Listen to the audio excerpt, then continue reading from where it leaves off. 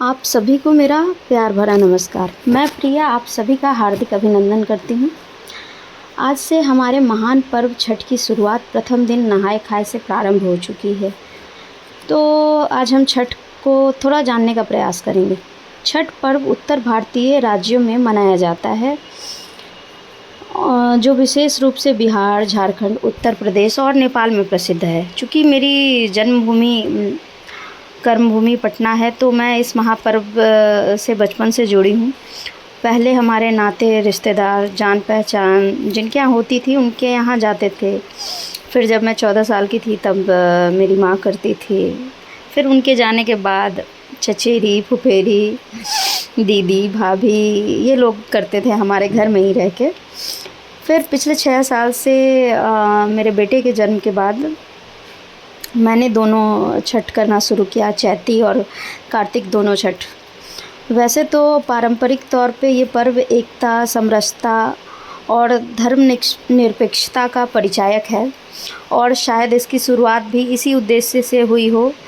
और यह काफ़ी सार्थक भी सिद्ध हुआ है, क्योंकि इसमें जब ये पर्व शुरू हुआ उस समय जातिवाद बहुत ज़्यादा रहा हो, छुआछूत लोगों में ज़्यादा रहा हो।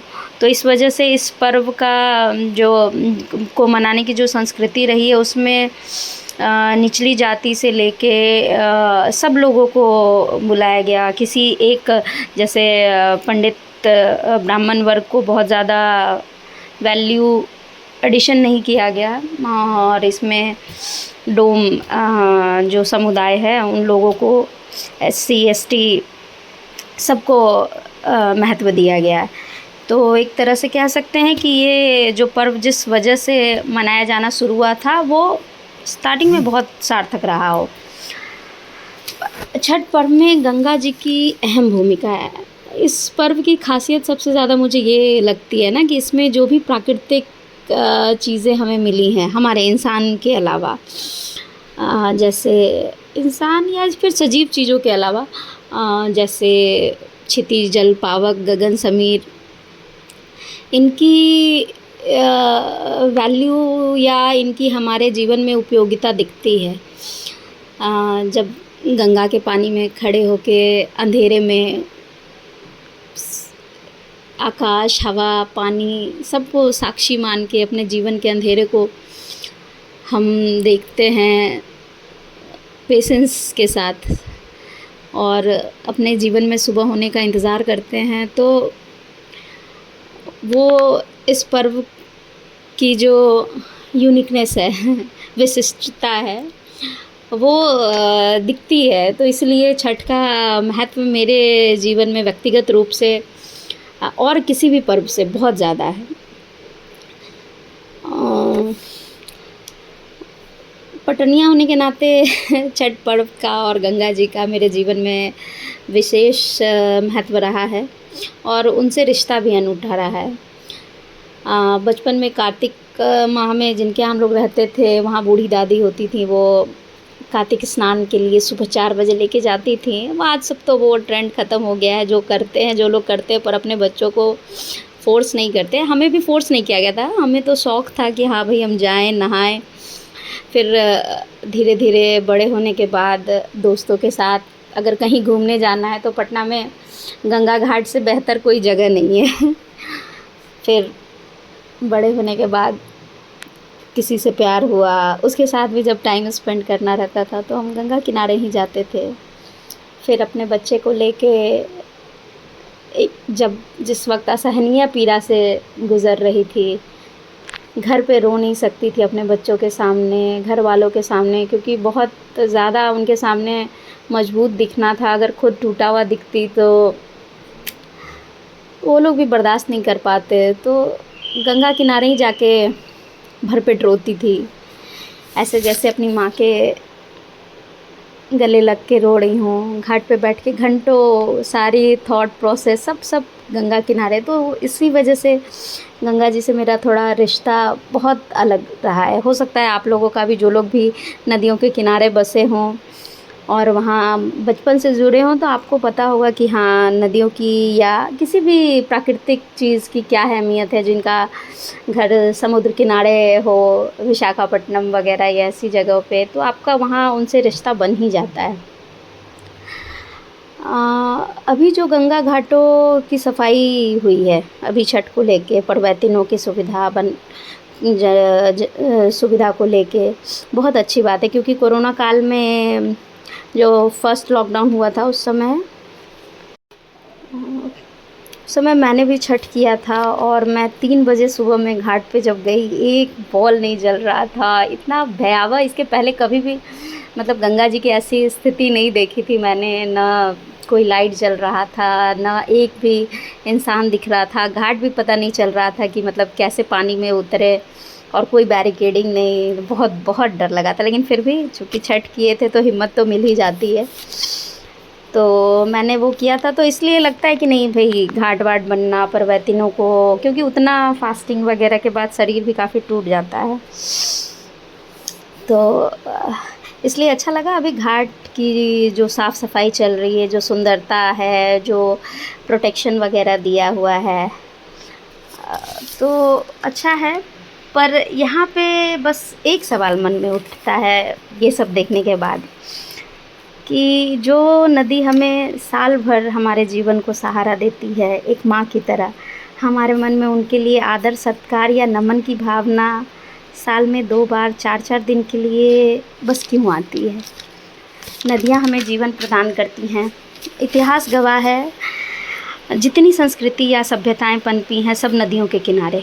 मैंने गंगा को उसके उद्गम स्थल गंगोत्री से तो नहीं देखा, हाँ, पर ऋषिकेश से लगातार उसके बाद जहाँ जहाँ भी गंगा गुजरी हैं वहाँ गंगा सागर तक मैंने देखा है। और गंगा की हालत वहीं ज़्यादा ख़राब है जहाँ ज़्यादा धार्मिकता वाले लोग हैं, जैसे हरिद्वार में आने के बाद से गंगा की मतलब स्थिति धीरे धीरे, उसके पहले तक ऋषिकेश तक गंगा की स्थिति बहुत अच्छी है।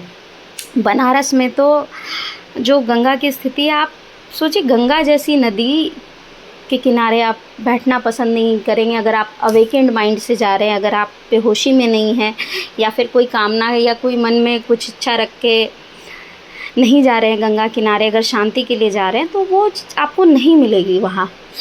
तो घाटों की इतनी ख़राब स्थिति गंगा जैसी नदी में जब मच्छर अंडे देने लगे, तो सोचिए हम कौन सा ऐसा चश्मा लगा के रखे हैं जो ये सच्चाई हमें दिखती नहीं।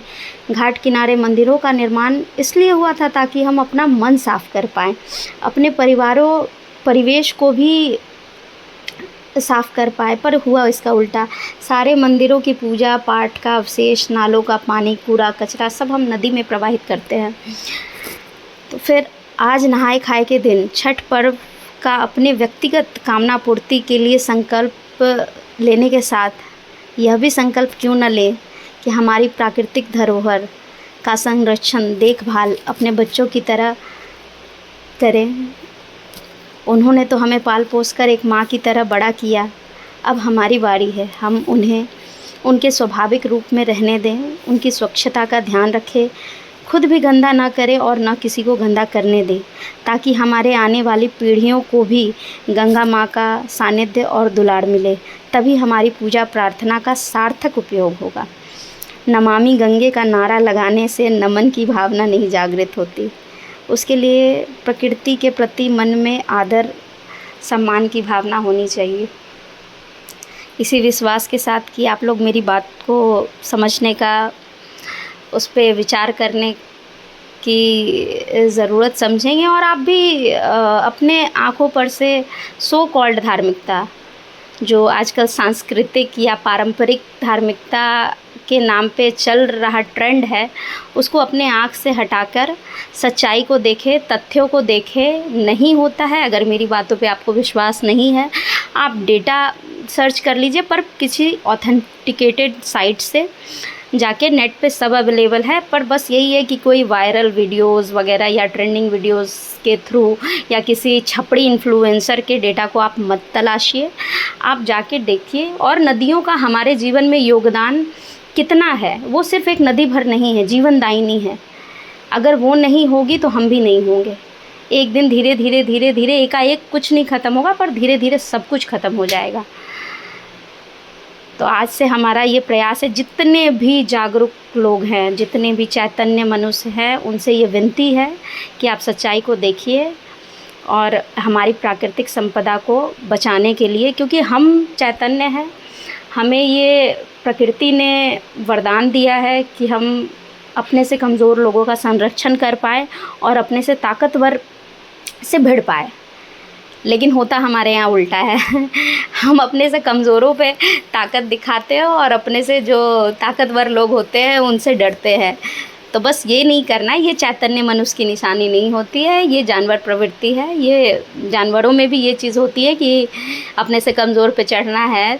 तो बीइंग अ कॉन्शियस माइंड, हमें अपने से जो भी अपनी मदद स्वयं नहीं कर सकते हैं, जो भी अपनी हेल्प खुद नहीं कर सकते हैं, उनकी हेल्प करनी है, जिसमें नदियाँ भी शामिल हैं। और ये मतलब आजकल के ज़माने में तो सब लोग सेल्फ़िश हैं, तो हम भी एक सेल्फ़िश इंसान की भांति ही बोल रहे हैं। पर मेरा सेल्फ़िशनेस का पैमाना थोड़ा बड़ा हो गया है, सिर्फ मेरे घर परिवार तक नहीं। अगर हम ज़िंदा रहेंगे तो ही आगे की जनरेशन्स को कुछ सिखा पाएंगे, बता पाएंगे। अगर आप भी ज़िंदा रहेंगे तभी। और हमारा ये कर्तव्य बनता है कि अपने आगे आने वाली जनरेशन्स को, जो 20-25 साल पहले हमने पृथ्वी पे जो भी प्रकृति से मज़े मारे एक्चुअली मज़े मारे हैं, वो आज की जनरेशन को उपलब्ध नहीं है।